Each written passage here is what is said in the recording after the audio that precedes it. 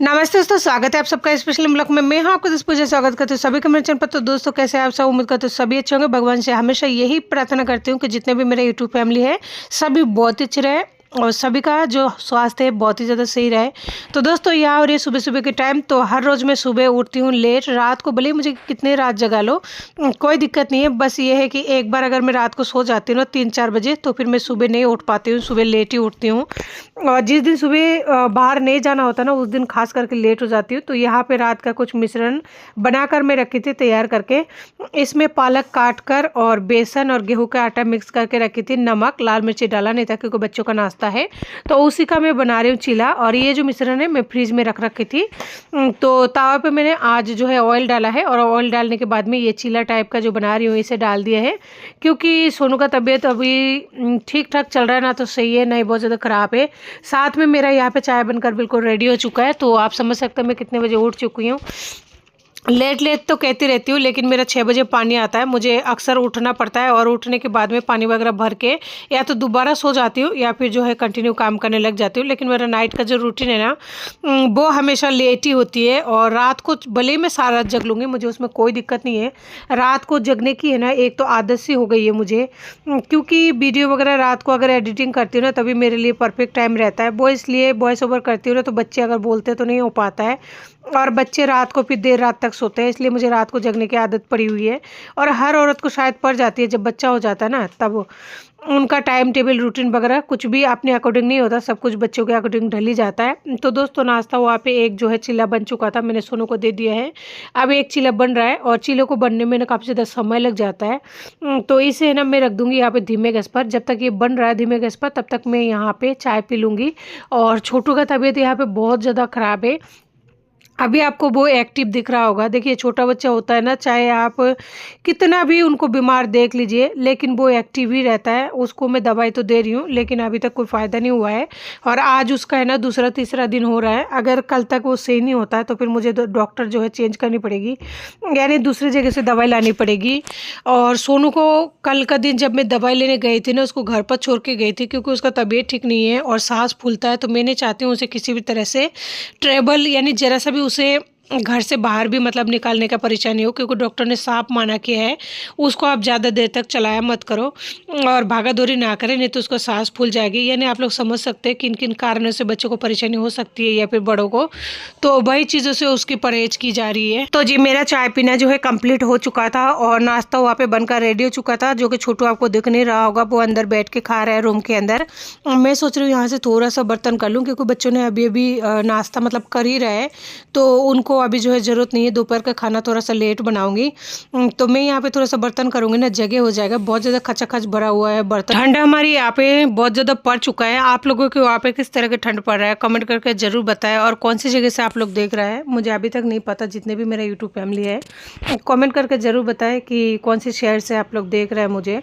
तो दोस्तों इतने ठंड में भी है ना स्वेटर नहीं पहन रखी हूँ, पता है क्यों? क्योंकि काम इतना ज़्यादा भगम भग हो जाती है ना, यहाँ से करो वहाँ ख़त्म हो जाता है, वहाँ ख़त्म हो फिर दूसरा चालू हो जाता है। इसी वजह से स्वेटर पहन के काम होता नहीं है। और हाफ स्वेटर मेरे पास है नहीं, हाफ स्वेटर ले आऊँगी देखो अगर भगवान ने चाहा तो, क्योंकि इस टाइम मेरी ऐसी हालत है ना, भगवान अगर कुछ चाहेंगे, अगर वो कुछ देंगे तभी होगा, नहीं तो मेरे पास तो कोई भी क्षमता नहीं है इस टाइम। तो फाइनली मैंने यहाँ पे बर्तन को कर लिया है और पानी इतना ज़्यादा ठंड है ना, मन ही नहीं करता कि पानी में हाथ लगाऊँ। एक बात कहूँ आप लोगों से, हकीकत तो ये सर्दी का जो मौसम है ना मुझे बहुत ज़्यादा गंदा लगता है। ये मौसम मुझे बिल्कुल ही अच्छा नहीं लगता। बरसात का मौसम मुझे भले ही अच्छा लगता है लेकिन ये वाला मौसम मुझे बिल्कुल ही अच्छा नहीं लगता, क्योंकि ठंड में है ना काम करने में बहुत ज़्यादा बुरा लगता है। लेकिन वो कहते हैं ना कि घर ही किसी के लिए बैठी नहीं रहती है, घर ही अपना काम करता रहता है। तो इसी तरह माएँ भी अपना काम करती रहती है। जितनी भी माएँ होती है मैं सभी के लिए कह रही हूँ, ऐसी बात नहीं है। बहुत सारे ऐसे लोग हैं, यानी मेल के बारे में बात कर रही हूँ, जो बहुत ही अच्छे होते हैं अपने बच्चों से, घर के कामों से। बहुत लोगों को बहुत ही लगाव होता है। कुछ लोग ऐसे भी होता है खाना बनाने में बहुत ही मतलब माहिर होता है, जैसे कि आप बड़े बड़े शेफ या फिर छोटे छोटे शेफ को भी देखते होंगे। या फिर कुछ कुकिंग चैनल ऐसे भी है जो लड़के खाना बनाते हैं और उनका चैनल है ना बहुत ही अच्छा खासा ग्रो कर चुका है या फिर कर रहा है। और कुछ लोग ऐसे भी है नए जो ट्राई कर रहा है। तो मतलब आदमी भी, ऐसी बात नहीं है, घर के कामों में हर कोई माहिर होता है। जो भी लोग मैं देखती हूँ। तो दोस्तों यहाँ पे है ना बर्तन तो साफ़ कर रही हूँ, लेकिन बर्तन लगता है कुछ ज़्यादा ही हो चुकी है। कल रात को है ना बर्तन किया नहीं था, तो इसलिए बहुत ज़्यादा बर्तन इकट्ठे हो चुका है, और बर्तन हो ही जाता है। बच्चे होते हैं ना, तो वो लोग क्या करते हैं, एक एक दो दो बर्तन है ना गिराते रहते हैं, तो इस वजह से बर्तन थोड़ा सा ज़्यादा हो जाता है। तो कोई दिक्कत नहीं, सर्दी हो या गर्मी, काम तो काम होती है। घर ही अपना काम करते हैं तो फिर हम भी अपना काम करते हैं, बस इसी तरह से काम करते जाते हैं, दिन कंप्लीट हो जाती है। बस कभी टेंशन बहुत ज़्यादा हो जाती है, खास करके बच्चे का तबीयत जब थोड़ा ख़राब रहता है ना उस टाइम। और मेरे बच्चे का तबीयत, मैं सच कहूँ तो कभी सही ही नहीं हो पाता है। इंसान दुआ भी करे तो कितना करे, दवाई भी करे तो कितना करे, लेकिन करना पड़ता है बस, और कोई रास्ता नहीं होता, क्योंकि बच्चे क्या करें, उन्हीं के बगैर जीना बहुत ज़्यादा मुश्किल है। तो दोस्तों यहाँ पे मैंने ले लिया थोड़ा सा बासमती चावल, क्योंकि मेरे लिए चावल रखी हुई है, तो यहाँ पे मैं बच्चों के लिए बनाने वाली हूँ चावल, तो इतना सा ले लिया, इसीलिए 2 मुट्ठी है। साथ में यहाँ पे सोनू के लिए काली मिर्ची डालकर पानी गर्म किया है, और लौंग डालकर ये पानी उसको दूंगी। किसी ने मुझे सजेस्ट किया है कि काली मिर्ची जो है पानी में डालकर गुनगुना पानी बच्चे को पिलाएंगे तो उसका जो खांसी है वो थोड़ा सा रिलीफ मिल जाएगी। तो इसीलिए मैंने इसे किया है। और सोनू का जो तबीयत है ना, आज थोड़ा सा फिर से नरम हो चुका है, क्योंकि हमारे यहाँ पे जो मौसम है ना थोड़ा सा बदल सा हो रहा है। इसका जैसे मौसम का अलग अलग मतलब बदलते रहती है ना, तो इसको परेशानी होती रहती है। और शायद इसलिए भी होगा क्योंकि मुझे भी एलर्जी है। पहले तो मुझे एलर्जी नहीं था, लेकिन जब मैं प्रेग्नेंट हुई ना तो फिर मुझे ऐसे एलर्जी टाइप का महसूस हुआ। चेकअप कराई तो फिर एलर्जी निकला। तो यही सबसे बड़ी परेशानी, वो कहते हैं ना माँ से और पापा से जो है बीमारी वगैरह बच्चों में ट्रांसफ़र होता है। डॉक्टर के पास जाते तो डॉक्टर पूछते हैं ना कि तुम्हारी मम्मी के, दादा के, या फिर किसी के भी इस तरह का, तो उससे भी कुछ फ़र्क पड़ता होगा। उसके पापा बीमार थे, तो कई सारे वजह होते होंगे। खैर वजह चाहे जो भी हो, बच्चों को तो ध्यान रखना ही है। और कुछ लोग है ना बासमती चावल को 15-20 मिनट पहले भिगो कर रखता है, उसके बाद में बनाता है। मैंने आज तक जो मेरा रिकॉर्ड है, कभी मैंने भिगो कर नहीं बनाई है। मुझे नहीं पता कैसे भिगो कर बनाते हैं। 1-2 बार मैंने भिगो कर बनाने की कोशिश की ना, तो जो चावल है भिगोने के बाद में अगर हाथों से मसल के धोते हैं ना, वो टूट सा जाता है। फिर मैंने दोबारा भिगोई नहीं है उसके बाद में, मतलब इस तरह हाथों हाथ बनाती हूँ चावल डाल के धोने के बाद। और पक्के चावल जो है उसे चाहे आप भिगो कर रखो या फिर डायरेक्ट बनाओ, कोई फ़र्क नहीं पड़ता, क्योंकि पक्के चावल यानी जिसे कई लोग शेला चावल भी बोलते हैं। मेरे ससुराल में उस चावलों को शेला चावल बोलते थे, और मैं जयपुर में जो हूँ, यहाँ के लोग जो है ऐसे बोलता है पक्के चावल। तो इनको मतलब भिगो कर रखो चाहे डायरेक्ट बनाओ, कोई फ़र्क नहीं पड़ता है। इसमें टाइम भी बहुत ज़्यादा लगता है, पानी भी बहुत ज़्यादा लगता है, लेकिन ये शेला चावल खाने से ये ना पेट भरता है, क्योंकि ये काफ़ी ज़्यादा हैवी होती है। और ये बासमती राइस वगैरह मैंने कई बार ट्राई किए खाने का, लेकिन नहीं खा पाती हूँ। बस 1-2 दिन मान लीजिए शौक से भले ही खा ले, लेकिन रेगुलर जो खाते हैं ना, जिस तरह रोटी वगैरह खाते हैं, उससे पेट नहीं भरता मेरा तो इसलिए मैं बनाती भी नहीं हूँ। और जो बासमती चावल है ना काफ़ी ज़्यादा महंगा भी आता है, तो संभव भी नहीं है कि एक बार ही इंसान रोज़ाना बासमती चावल का इस्तेमाल करे। तो दोस्तों मैंने यहाँ पे सब्जी के लिए निकाल लिया है लाल चौलाई। आप सोच रहे होंगे कल परसों तो बनाई। इस टाइम क्या है, जैसे सर्दी का सीज़न है तो मिल जाती है ना बढ़िया तरीके से हरी सब्जी वगैरह, तो मैं सोचती हूँ थोड़ा बहुत बना लूँ। जिससे क्या होगा, बच्चे का खाना भी थोड़ा सा हेल्दी रहेगा, और फिर सही रहेगा, उनको एक आदत रहेगी हरी सब्जी खाने की। वो इसलिए कह रही हूँ, मेरे जो पति है ना उनकी आदत नहीं है, वो पालक नहीं खाते, यानी कोई भी हरी सब्जी, पालक नहीं खाते, चोला ही नहीं खाते, हरे प्याज नहीं खाते, यानी कुछ भी खाते नहीं है। बस उनको रोटी, कढ़ी, आलू की सब्जी, दाल, ये सब चीज़ें वो खाना पसंद करते हैं। क्योंकि उनकी मम्मी अकेली थी, तो स्वाभाविक से बात है, पहली बात तो गांव में उतना ज़्यादा फैसिलिटी होती नहीं है। मैं किसी भी चीज़ का बुराई नहीं कर रही हूँ, बस ये गांव में फैसिलिटी नहीं होती है, ऊपर से एक औरत विधवा माँ कहाँ से क्या करती, एडजस्ट नहीं हो पाता है। जिसके ऊपर 2 बच्चे जवान थे, कमा के कुछ लाते नहीं थे, अब वो कहाँ से करेंगे। जो भी पेंशन वगैरह आते थे, पेंशन का मतलब वही 1,000-500 रुपये जो आते हैं, वो दामाद आते हैं तो दामाद को जुआरी देने में लग जाते हैं, यानी दामाद जब जाते तो उस टाइम देने में लगता है ना, तो वही लग जाते हैं। तो अकेली औरत कहाँ से करती, तो उनका तो मजबूरी थी, परेशानी थी। मजबूरी तो खैर मेरी भी है, लेकिन बच्चों को आदत डालना ज़रूरी है। बस यहाँ पे मैंने निकाल लिया है आलू और गोभी को, और उसको मैंने काट कर पानी में डाल दिया, क्योंकि आलू गोभी अभी नहीं बनेगी। आलू गोभी बनते बनते शाम हो जाएगा, तो वो रात के लिए है। बाकी चूल्हे के जो साग है उसे अभी बना लेंगे, और साग के साथ में जो चावल बन रहा है अभी, उससे बच्चे खा लेंगे। तो यहाँ पे मैं थोड़ा सा हरी मिर्ची काट रही हूँ, लेकिन बीजों को निकाल रही हूँ। बीजों का निकलने की वजह ये है, जो बीजे होते हैं ना वो काफ़ी ज़्यादा मतलब तीखा होता है, बच्चे नहीं खा पाते हैं। अगर एक भी बीज अगर उनमें मुँह में जाए ना, तो फिर वो खाना को छोड़ देता है। तो इसलिए मैंने बीजों को हटा दिया और इस तरह काट रही हूँ बारीक टुकड़ों से, तो फिर बच्चे खा लेंगे। क्योंकि बीज हटाने के बाद में मिर्ची उतना ज़्यादा तीखी नहीं रह जाती है, और ये मीडियम तीखी वाली मिर्ची है, जो कि बच्चों को आदत डलाने के लिए लाती हूँ। बाकी मैं जो इस्तेमाल करती हूँ ना, वो दूसरी तरफ की मतलब मिर्ची आती है वो काफ़ी ज़्यादा स्पाइसी होती है, उसका अगर बीज हटा भी दोगे तो भी मिर्ची इतना ज़्यादा तीखी है ना, बच्चे नहीं खा पाएंगे। तो यहाँ पे हरी मिर्ची को मैं कुछ ज़्यादा काट रही हूँ, क्योंकि मैं इसे काट कर है ना फ्रिज में रख दूँगी। शाम को जब सब्ज़ी बनाऊँगी तो इसी में से लेके काट के बनाऊँगी। और मिर्ची काटने के बाद है ना हाथ धोना बहुत ज़्यादा ज़रूरी हो जाता है, क्योंकि अगर हाथ अगर नहीं धोते हैं ना तो फिर वही हाथ या तो बच्चों को लग जाता है, क्योंकि बच्चे छोटे हैं ना तो बच्चों को लग जाता है, आसपास में बार बार आते रहता है, या फिर खुद के मुंह में अगर हाथ मसल लेते हैं तो फिर उससे भी बहुत ज़्यादा परेशानी हो जाती है। तो यहाँ पे मैं प्याज को काट रही हूँ। प्याज मैंने बहुत ज़्यादा ले लिया, क्योंकि प्याज है ना चॉप करके एकदम से रख दूँगी, और कभी भी नाश्ता या कुछ भी बनाना होगा तो इसी में से ले लूँगी, क्योंकि बार बार प्याज काटने में भी जोर आता है। एक साथ अभी काट के यानी कि चॉप करके फ्रिज में रख दूँगी ना तो ये 1-2 दिन तक चल जाएगा। इससे ज़्यादा दिन तक तो नहीं रखती हूँ। जैसे इस टाइम सब्ज़ी बनाऊँगी, शाम को सब्ज़ी बनाऊँगी, कल सुबह का नाश्ता। तो यहाँ पे जो है 3-4 टाइम का मेरा प्याज है। तो फाइनली प्याज चॉप हो चुका था, तो प्याज चॉप करने के बाद में मैंने जो है रख दिया, और यहाँ पे चावल बनकर रेडी हो चुके। जब तक प्याज वगैरह काट रही थी तो चावल का है ना मार निकाल रही हूँ। तो मार में इसी तरह से निकालती हूँ, और छोटे थोड़े से चावल है ना इसलिए हो जाता है, बाकी बड़ा होता तो इस तरह से नहीं निकल पाती, क्योंकि बड़े में है ना काफ़ी ज़्यादा समय भी लग जाता है, और हाथ वगैरह भी दर्द करने लगता है। वैसे चावल खाने वाला वैसे बच्ची है, थोड़े से चावल बनता है उनके लिए अलग से, और उस दिन बनता है जिस दिन मेरे लिए चावल रहता है। तो दोस्तों एक बार मैंने चॉप कर लिया था, और दोबारा से मैंने चॉप कर लिया है प्याज को, ताकि और भी ज़्यादा बारीक हो जाए। उसके बाद में मैं यहाँ पर लेके हूँ मछली। बंगाली खाना बन रहा है, और मछली का अगर सब्जी नहीं बनता है तो वह अधूरा ही रह जाता है, चाहे आप किसी को भी उठा के देख लो बंगाली चैनल में। तो मैं तो खाती हूँ आजकल, और मैं खाना भी इसी के साथ ही खाती हूँ। तो दोस्तों मैंने यहाँ पे थोड़ा सा मछली निकाल लिया है, तो मछली के साथ में बाद में बनाऊँगी। सबसे पहले बनाऊँगी साग, लेकिन लगता है सब्जी है ना कुछ ज़्यादा ही वो हो गई है, यानी कि ये जो लाल चुला का साग है कुछ ज़्यादा ही बन रही है। और वैसे भी ये सब बनने के बाद में है ना कम हो जाता है, तो बना के अगर रख देंगे तो कोई दिक्कत नहीं है, दूसरी बार खा लेंगे। तो बच्चे तो थोड़ा सा ही खाता है, 1-2 चम्मच, बाकी बच्चे तो मैं ही खाती हूँ। हरी सब्जी को बनाने से ज़्यादा मेहनत है ना इसको धोने में लगता है, इसी वजह से कई लोग है ना बनाना भी पसंद नहीं करते हैं।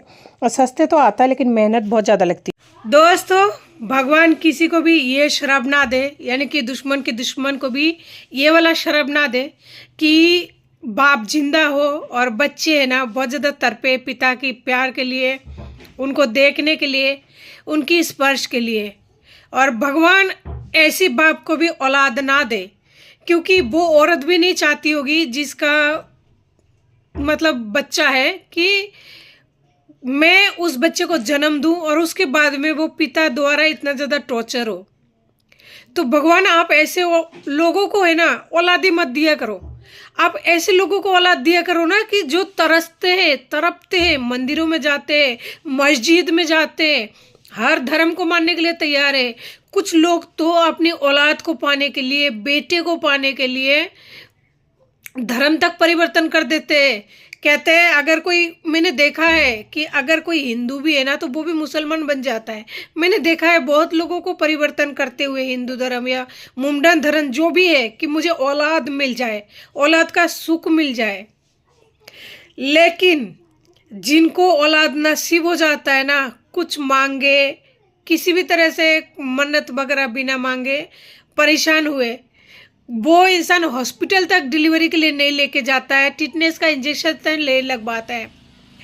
तो अगर किसी को औलाद नसीब हो रहा है तो वो ठोकर दे रहा है, मरने के लिए छोड़ दे रहा है। और लड़की हो गई तो उसके साथ जाने क्या किया है वो तो बोल ही नहीं सकते, ऑन कैमरा नहीं बोल सकते। ऐसे लोगों को आप औलाद मत दो, मेरी आपसे यही विनती है। क्योंकि जो इंसान जिस चीज़ का कदर नहीं करते ना उनको नहीं देना चाहिए। अगर वही औलाद आप ऐसे इंसानों को झोली में डालोगे ना कि जो बहुत दिनों से तरस रहा है, 10 साल 15 साल, तो वो मणि होता है ना, मणि बोलता है कि मणि बहुत ही कीमती होती है, लेकिन उस औलाद का कीमत जो है वो लोग अनमोल बताएंगे। पता है क्यों? क्योंकि वो उनके लिए अनमोल ही है। और इतना ज़्यादा टूट कर प्यार करेंगे ना, चाहे वो लड़का हो लड़की हो, बहुत ज़्यादा टूट कर प्यार करेंगे। और ऐसे लोगों को आपने औलाद दे दिया जहाँ बच्चा रोते रोते हॉस्पिटल में पहुंच गया, हॉस्पिटल में बीमार पड़ गया, सांस फूल गया, सांस की तकलीफ हो गई, अस्थमा की अटैक आ गया, अब वो बच्चा अभी भी पूछता है उसी इंसान के बारे में। तो बताइए मैं क्या जवाब दूं, मैं क्या करूं? मेरे पास क्या रास्ता है, क्या तरीका है, कौन सा तरीका अपनाऊं, नहीं समझ आता है। मुझे ऐसा लगता है दिन ब दिन मेरी परेशानी सही नहीं हो रहा है, बल्कि मैं उलझते जा रही हूँ, वो भी अपने ही जाल में। जाल तो मैंने बोया नहीं है, ना ही इसमें किसी भी तरह का मेरा कोई हाथ है। मैं यहाँ अकेली रहती हूँ। ये मकान फिलहाल भगवान की आशीर्वाद से ये छत में मेरा किराया नहीं देना पड़ रहा है, लेकिन ब्लैंक फाइल है। और ब्लैंक फाइल क्या है मैंने कई बार वीडियो में बता चुकी हूँ, तो इसलिए मैं कुछ नहीं बोलना चाहती हूँ। और जिसमें भी मैंने कर्जा लेकर इसमें लगाई हुई है, मेरा पति ने फूटी कौड़ी भी नहीं दी है मुझे। उस बंदे को तो पता भी नहीं है मैंने कहाँ से पैसा लिया, कैसे लिया। ये छत मेरा कभी भी छीन सकती है। ना मेरे बच्चे का फ्यूचर का मुझे पता है, ना मैं उसे कैसे बड़े करूँगी उसका पता है, क्योंकि मुझे दिन ब दिन रास्ता है ना धुंधला नजर आता जा रहा है। जैसे मैं आगे बढ़ने की कोशिश कर रही हूँ खुद को किसी भी तरह से संभल के, वैसे रास्ता है ना मिटता सा जा रहा है। ऐसा लग रहा है रास्तों का नाम निशान नहीं है, मैं कहीं गुमनाम होते जा रही हूँ, खुद को नहीं संभाल पा रही हूँ। और जब इस तरह की टेंशन लेती हूँ ना तो बहुत ज़्यादा सीने में दर्द उठ रहा है। आज मेरे पास कुछ भी नहीं है, कुछ भी नहीं है। भगवान को पता है, परमात्मा को पता है। ठंड का सीजन आ चुका है, पता है ठंड के मारे है ना मेरी कानपट्टी में दर्द होने लग गया है। सोचती हूँ एक टोपा ले लूँ। एक टोपा लेने जाओ तो 100 रुपये का 150 रुपये का खर्चा है। 150 रुपये में शायद आएगा नहीं, क्योंकि हर चीज़ का भाव बढ़ा हुआ है। स्वेटर का तो पता ही नहीं मेरे पास कब आएगा कब नहीं आएगा। हर चीज़ को फिर भी मैनेज करके एडजस्ट करके चल रही हूँ, लेकिन देखिए नसीब कितना ख़राब है। चाहे हर चीज़ को मैनेज कर रही हूँ, लेकिन मेरे बच्चे को मैं नहीं समझा पा रही हूँ, क्योंकि हर बात में वो घूम फिर के एक ही बात पर आ जाता है। उस टाइम मुझे ऐसा लगता है कि क्या करूँ मैं। सीने में इतना भयंकर दर्द उठता है ना, मैं सहन नहीं कर पाती हूँ। लेकिन फिर खुद को समझाती हूँ कि हे भगवान मुझे इतना शक्ति दो कि बस इनको मैं थोड़ा सा बड़ा कर दूँ। ज़्यादा नहीं, 20-22 साल का हो जाए, उसके बाद में भले ही मैं नहीं रहूँ, क्योंकि मेरा खुद का सच में इच्छा नहीं है। थक गई हूँ, थक गई हूँ हर तरह से कर करके, सबका सुन सुन के, और इंसानों के बीच में रहकर इंसान की जो मानवता होती है उनको देखने के बाद में रहने का और मन नहीं है। मैंने देख लिया है सब कुछ, कौन कैसा है, कौन कितना साथ देता है, क्या है। अब मेरे पति को लगता है कि मैं सुंदर नहीं हूँ, इसलिए उसने मुझे छोड़ा है। बाकी मैंने बहुत सारी ऐसे लेडीज़ों को देखा है जो बहुत ही खूबसूरत है।